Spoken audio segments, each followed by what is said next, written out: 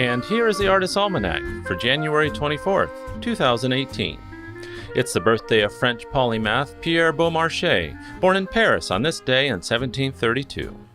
At various times in his life, he was a watchmaker, inventor, playwright, musician, diplomat, spy, publisher, horticulturalist, arms dealer, satirist, financier, and revolutionary, both for the French and the Americans. Beaumarchais' best-known works are his Figaro plays, which comprises The Barber of Seville, The Marriage of Figaro, and The Guilty Mother. The plays follow the lives of three main characters, Figaro, Rosina, and Almaviva, and are in many ways autobiographical and modeled after the stages of his own life.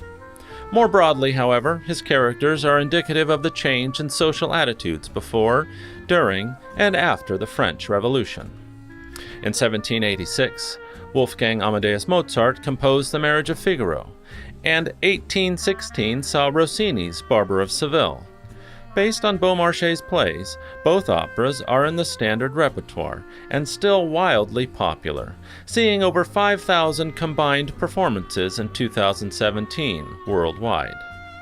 Beaumarchais can also be credited for saving much of the writing of Voltaire.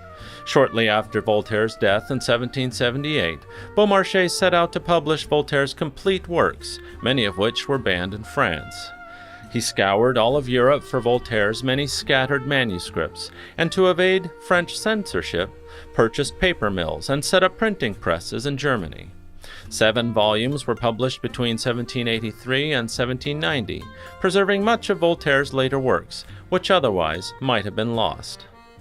Beaumarchais was also a key figure in the history of American independence from England, working as both a spy and arms dealer to the colonies. Before France officially entered the war in 1778, Beaumarchais played a major role in delivering French munitions, money, and supplies to the American army by forming a fictitious business called Roderigue, Hortalez and Company, which allowed Spain and France to secretly aid the rebels without diplomatic injury with England.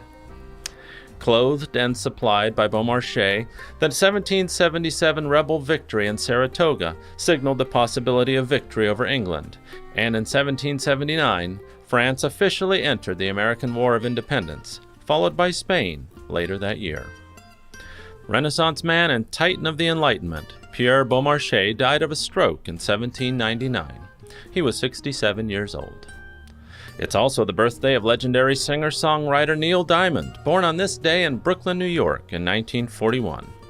Diamond's love for music began at the age of 16 at Surprise Lake Camp, a camp for Jewish children in upstate New York, when folk singer Pete Seeger performed a small concert. It had a profound effect on Diamond, who immediately saw the possibility of writing his own songs. "And the next thing," he said, "I got a guitar when we got back to Brooklyn, started to take lessons, and almost immediately began to write songs." Diamond went on to New York University as a pre-med major on a fencing scholarship and was a member of the 1960 NCAA Men's Championship fencing team. However, Diamond found writing song lyrics much more to his liking. He began cutting classes and taking the train up to Tin Pan Alley, where he tried to get some of his songs heard by local music publishers.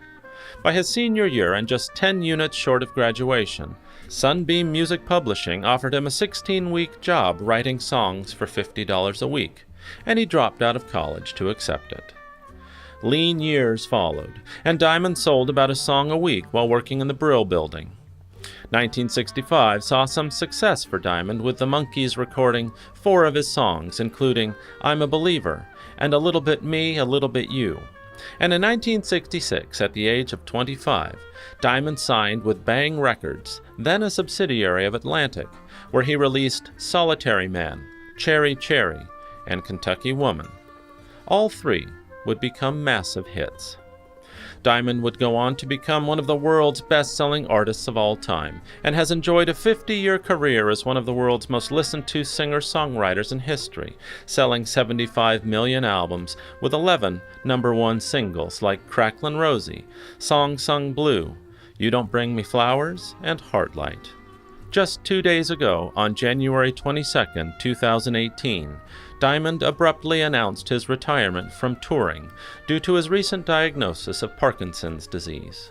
In the midst of the year-long 50th anniversary world tour, he canceled the final leg scheduled for Australia and New Zealand. He's quoted as saying, "I've been so honored to bring my shows to the public for the past 50 years. My sincerest apologies to everyone who purchased tickets and were planning to come to the upcoming shows. My thanks go out to my loyal and devoted audiences around the world.